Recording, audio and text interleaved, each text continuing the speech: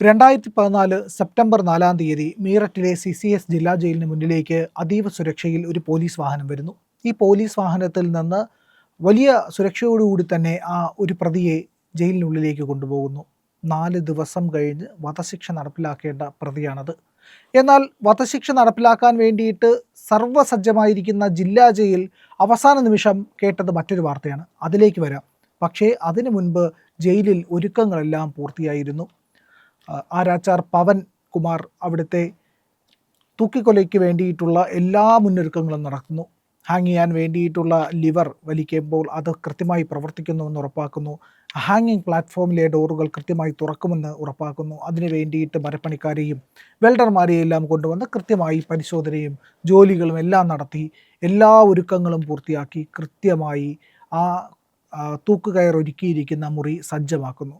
ഡോക്ടർമാരും എല്ലാ കാര്യക്രമങ്ങളും പൂർത്തിയാക്കി എല്ലാ കാര്യങ്ങളും സജ്ജമാക്കി മരണശേഷം, അതായത് തൂക്കിക്കൊല നടത്തിയതിന് ശേഷം, വധശിക്ഷ നടപ്പിലാക്കിയതിന് ശേഷം ചെയ്യേണ്ട കാര്യങ്ങളെല്ലാം തന്നെ ഓരോന്നോരോന്നായി ക്രമീകരിക്കുന്നു.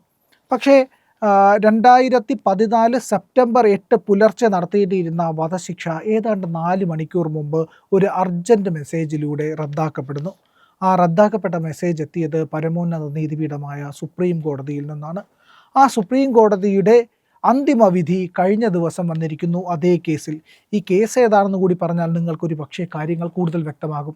നിധാരിയിലെ അറവുകാരൻ എന്നറിയപ്പെട്ടിരുന്ന സുരീന്ദർ കോഹ്ലിയുടെ കേസാണ് ഈ പറയുന്ന കേസ്. അതായത് 19 പേരുടെ മൃതദേഹാവശിഷ്ടങ്ങൾ നിധാരിയിലെ വീട്ടുവളപ്പിലെ ഓടയിൽ നിന്ന് ലഭിക്കുന്നതോടുകൂടിയാണ് ലോകം ഇത്രയും വലിയ ഒരു കൊലപാതകത്തിൻ്റെ ഞെട്ടിക്കുന്ന വിവരങ്ങളിലേക്ക് എത്തുന്നത്.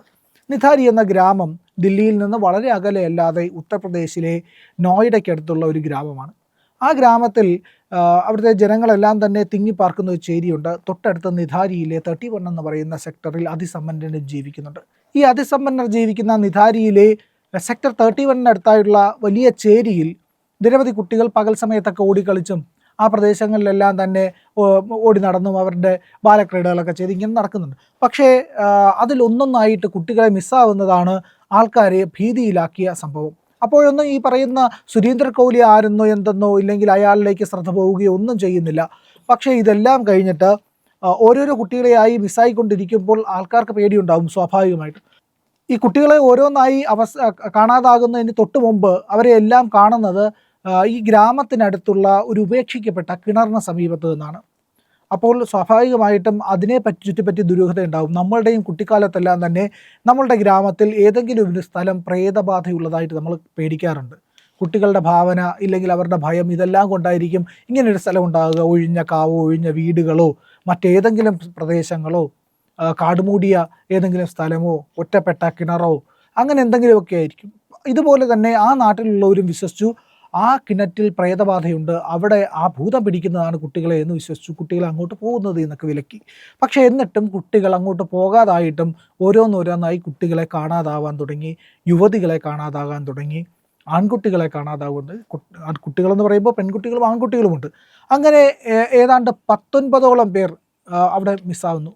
അതിൽ 11 പെൺകുട്ടികളാണ്. 11 പെൺകുട്ടികൾ, 6 ആൺകുട്ടികൾ, 2 യുവതികൾ.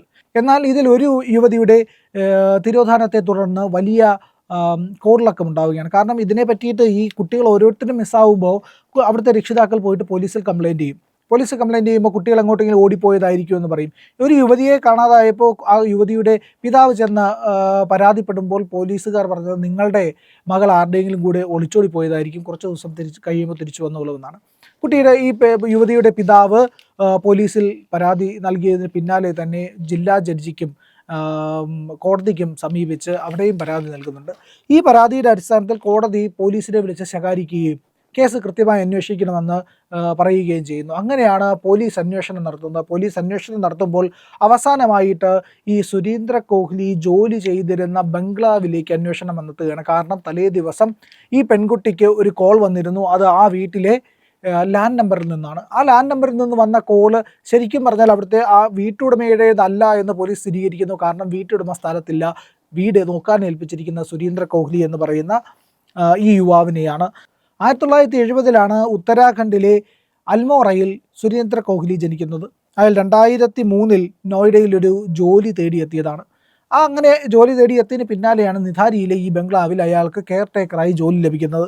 2003 മുതൽ അവിടെ ജോലി ചെയ്തു വരുന്ന സുരേന്ദ്ര കോഹ്ലിക്ക് ആ വീട്ടിൽ സർവ്വ സ്വാതന്ത്ര്യമാണ്. കാരണം ആ വീട്ടിൻ്റെ ഉടമയോ മറ്റാൾക്കാരോ ആ വീട്ടിൽ താമസിക്കുന്നില്ല. ഇയാൾ മാത്രമാണ്, വല്ലപ്പോഴും വന്നു പോകുന്ന ഉടമ മാത്രമാണുള്ളത്. അയാൾ ഇവിടെ ഈ വീടും കാര്യങ്ങളും നോക്കി താമസിക്കുന്നതിനിടെ ഇയാളുടെ വിരസമായ ദിവസങ്ങൾ ഇയാൾ ഇത്തരത്തിലുള്ള ഒരു കൊലപാതകം ചെയ്യുന്നതിലേക്ക് നീക്കി വെച്ചു, ഇല്ലെങ്കിൽ അതിനു വേണ്ടിയിട്ടുള്ള പദ്ധതികൾ തയ്യാറാക്കിക്കൊണ്ടിരുന്നു എന്നുള്ളതാണ് പറയപ്പെടുന്നത്. 2003 ജോലി ചെയ്യാൻ തുടങ്ങിയതിന് ശേഷം പലപ്പോഴായി നടത്തിയ കൊലപാതകങ്ങളുടെ ചുരുളാണ് പിന്നീട് അഴിയുന്നത്. ഇതിൽ പല വിശദാംശങ്ങളും അടങ്ങിയിട്ടുണ്ട്. ആദ്യം കുട്ടികളെയൊക്കെ പ്രലോഭിപ്പിച്ച് ഈ വീട്ടിലേക്ക് എത്തിച്ച് കൊലപാതകം നടത്തുകയായിരുന്നുവെന്നും പിന്നീട് അവരുടെ ശരീരഭാഗങ്ങൾ ഭക്ഷണമാക്കിയെന്നുമാണ് പറയപ്പെടുന്നത്. ശവരതിയിൽ ഏർപ്പെട്ടിരുന്നു എന്നും പറയുന്നുണ്ട്. 2 വാക്കുകൾ പ്രധാനമായിട്ട് ഈ വാർത്തയുമായിട്ട് ബന്ധപ്പെട്ട് പലപ്പോഴും റിപ്പോർട്ട് ചെയ്തിട്ടുണ്ട്. അതിൽ ദേശീയ മാധ്യമങ്ങൾ എപ്പോഴും എടുത്തു പറയാറുള്ളായിരുന്നു നെക്രോഫീലിയ എന്ന് പറയുന്ന മാനസികാവസ്ഥ. ശവരതിയിൽ ഏർപ്പെടുക എന്നുള്ളതാണ് ആ വാക്കിനർത്ഥം. രണ്ടാമത് കാനിബാളിസമാണ്. കാനിബാളിസം നമ്മൾ കേട്ടിട്ടുള്ള വാക്കാണ്. അത് നരഭോജനമാണ്. നരഭോജിയും ശവരതിയിൽ ഏർപ്പെടുന്ന ആളുമായിട്ടാണ് ഇയാളുടെ എല്ലാ കേസുകളും രജിസ്റ്റർ ചെയ്യപ്പെട്ടിട്ടുള്ളതും കൊലപാതകം അടക്കമുള്ള കാര്യങ്ങൾ അതിൽ രേഖപ്പെടുത്തിയിട്ടുള്ളതും. അത്രയേറെ ഗൗരവമുള്ള ഗുരുതരമായ കുറ്റകൃത്യങ്ങൾ ചെയ്ത ആളാണ് സുരേന്ദ്ര കോഹ്ലി എന്നുള്ളതായിരുന്നു ആദ്യഘട്ടത്തിലെല്ലാം തന്നെ CBI അടക്കം അന്വേഷിച്ചപ്പോൾ പറഞ്ഞത്. എന്നാൽ കേസിൽ 13 കേസുകൾ ഉണ്ടായിരുന്നു. 12 കേസിലും അലഹബാദ് ഹൈക്കോടതി ശിക്ഷ വിധിച്ചു. 13ാമത്തെ കേസിലും ശിക്ഷ വിധിച്ചു. അവസാന ഘട്ടത്തിൽ ഈ പറയുന്ന എല്ലാ കേസുകളിലും കൊലപാതക കുറ്റം തെളിയുകയും ചെയ്തു. അതിനുശേഷമാണ് ഈ കേസുകളെല്ലാം തന്നെ സുപ്രീം കോടതിയിലേക്ക് വരുന്നത്. സുപ്രീം കോടതിയിലേക്ക് വരുമ്പോൾ ഒന്നൊന്നായിട്ട് പല കേസുകളിലും ഇയാൾ കുറ്റവിമുക്തനാക്കപ്പെടുന്നതാണ് കാണുന്നത് എന്നുള്ളതാണ്. അതിലാണ് വലിയ വിമർശനം ഇപ്പോൾ ഉയർന്നുകൊണ്ടിരിക്കുന്നത്. അത് അതീവ ഗുരുതരമായിട്ടുള്ള ഘട്ടത്തിലേക്ക് എത്തിയിരിക്കുന്നു. ഇപ്പോൾ സുപ്രീം കോടതി ചോദ്യമുനയിൽ നിൽക്കുകയാണ് എന്നുള്ളതാണ് ഇതിലേറ്റവും പ്രധാനപ്പെട്ട കാര്യം. ഇത്തരത്തിൽ അതീവ വൈകൃതങ്ങൾ നിറഞ്ഞ ഒരു കൊലപാതകിയെ എങ്ങനെയാണ് കുറ്റവിമുക്തനാക്കാൻ കഴിയുക എന്നുള്ളൊരു ചോദ്യം കൂടി വരുന്നുണ്ട്. ഇതേ തുടർന്ന് ഇയാളുടെ ജയിലിലെ പെരുമാറ്റം, ഇയാളുടെ ജയിലിലെ ജീവിതമെല്ലാം തന്നെ വിവിധ മാധ്യമങ്ങളിൽ റിപ്പോർട്ടായി വരുന്നുണ്ട്.